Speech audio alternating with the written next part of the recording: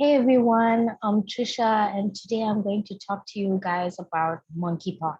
As you may know, monkeypox is currently causing a massive outbreak worldwide.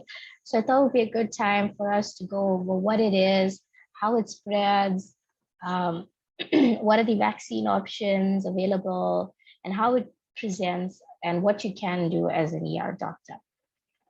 So let's talk about what is monkeypox. So it's a zoonotic DNA virus endemic to Central and Western Africa. It belongs to the orthopox virus family, which includes smallpox, vaccinia, cowpox, and camelpox. So far, there are two different strains that are identified.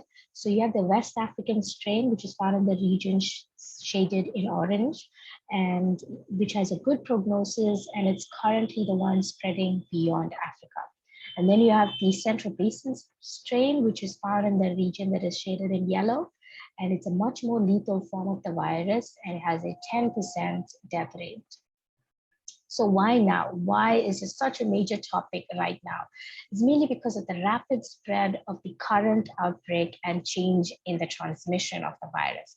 So as you can see, in this timeline, the first case of monkeypox was found in 1970 in Congo. After which there was a small outbreak in the US where there were no deaths, and the source was identified as animals that were imported from Africa. After which there was we saw in July, and in November, there was just one case of monkeypox. And in May, is when the current outbreak began, and we started seeing cases in UK, Spain, Portugal, and in US. And within a span of 1 month, there are about 1,313 cases worldwide. So as you can see in this timeline, initially we saw monkeypox cases were very much limited to Central and Western Africa. We've never seen such a massive spread of the cases, and that totally, and within such a short span of time, we've not seen such a massive spread of cases. And so what the latest updates are is that we might have missed an endemic in Nigeria from 2017 to 2022, recording a total of 500 cases that were primarily spread through sexual contact with men. Well, this was very new for monkeypox because initially the sources were all identified to close contact with animals. And the first known case of current outbreak was detected in London in a recent traveler from Nigeria. As you can see, even in 2021, there were all of the patients reported travel to Nigeria. So clearly, we should have seen this coming. So the mutations in the virus have been attributed to a protein called ApoBEC3, which is a protein which is a part of our innate immune system. We don't know yet if these mutations are adding new properties to the virus. Research is still going on regarding that.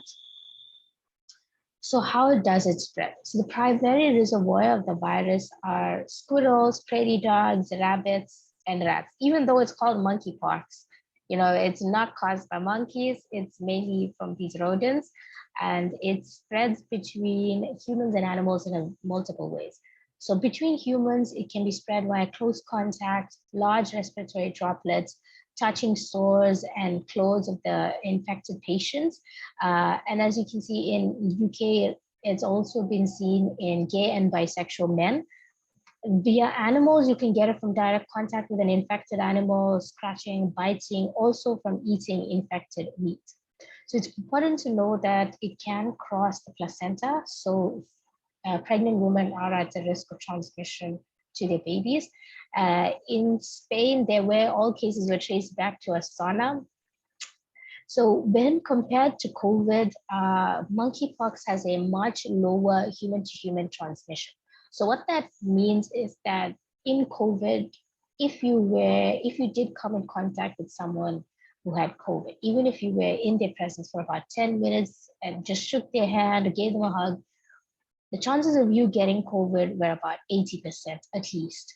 But in monkeypox, you need to have had close contact with an infected individual for at least 9 hours for you to get the disease. So how does it present? So it begins with a prodrome of fever, malaise, myalgia, and headaches.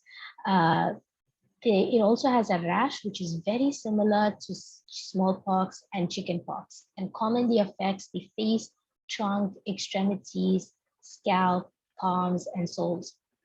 So it's a progressive rash which starts out as a maculopapular form, meaning it's flat and red, and then it becomes papular, which means now it's a raised form, and vesicular means it's fluid filled, and then pustular contains pus, and then crust, and then forms a scar. The most important thing to remember is that 90% of the patients have lymphadenopathy. And this is very important because lymphadenopathy is not seen in smallpox and chickenpox patients. So this is one thing that we could use to differentiate between the three. So I know no matter what description we give, pictures are the best way to learn from it.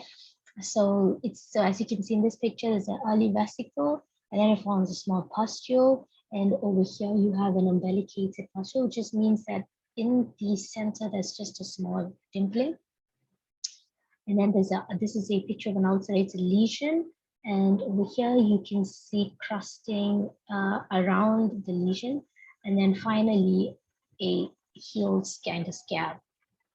So this is a picture of a patient who has with monkeypox and lymphadenopathy, and this is a picture on the right is of a patient with widespread monkeypox lesions, and over here he has umbilicated lesions, like centrally umbilicated lesions.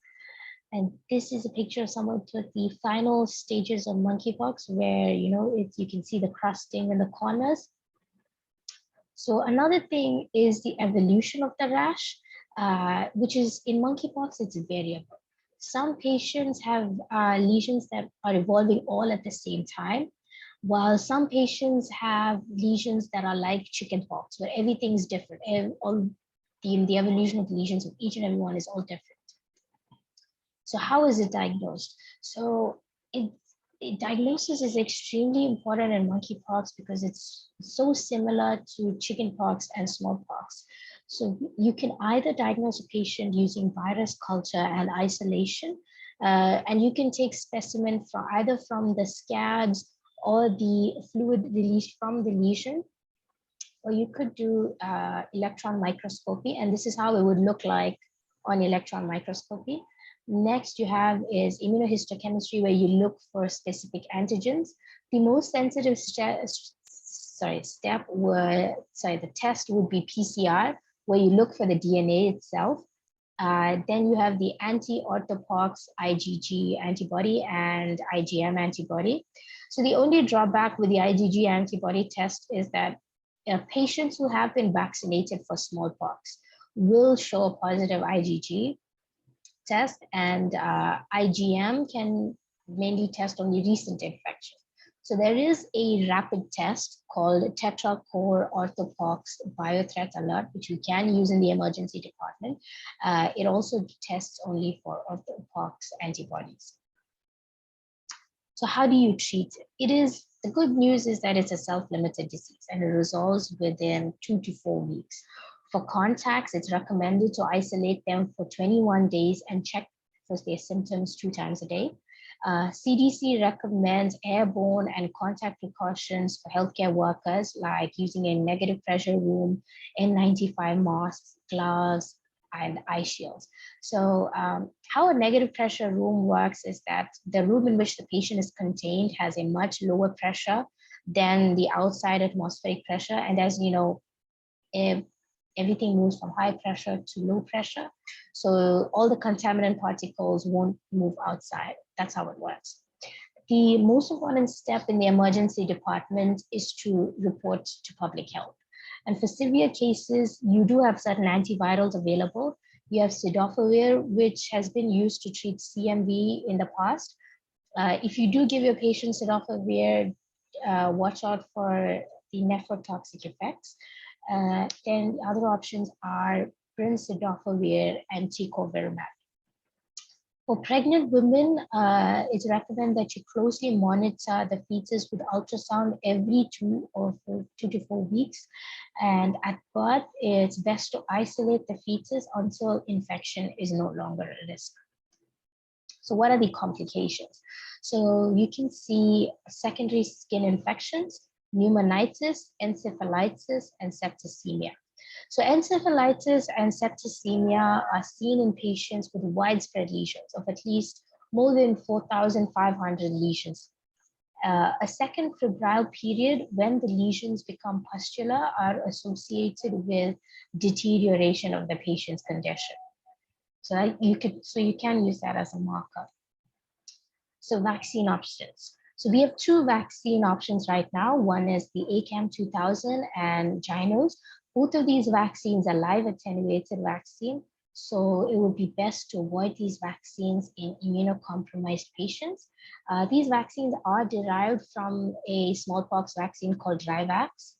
So the major difference between the two is that ACAM2000 is made from a replication competent vaccinia virus, and Gynos is made from a replication deficient vaccinia virus. So what that means is the vaccinia virus in ACAM2000 has the ability to multiply. And that is why it has a lot of cardiac adverse side effects like myopercarditis and autoinoculation and serious event. And since the Gynos is replication deficient, you don't see that many adverse effects. And the FDA has approved Gynos to be used for pre-exposure prophylaxis. It can be given subcutaneously in 2 doses, 28 days apart. So certain cases have been, so they have tried post-exposure vaccination in certain cases. When given on day 4 and day 14, it's seen that it can decrease the severity of the symptoms. And next, main thing being, what's the prognosis? So as you know, the West African variant is the one that has been spreading across the world. And the good news is that it has a case fatality rate of only 1 to 3%, affecting mainly children and unvaccinated patients. So far, there have been no deaths in the current outbreak. So the prognosis is mainly related to vaccine status of the patient, comorbidities, general health status, type of strain they're affected with, and the severity of the complications. And that is it, you guys. And once again, thank you so much for listening. Yeah.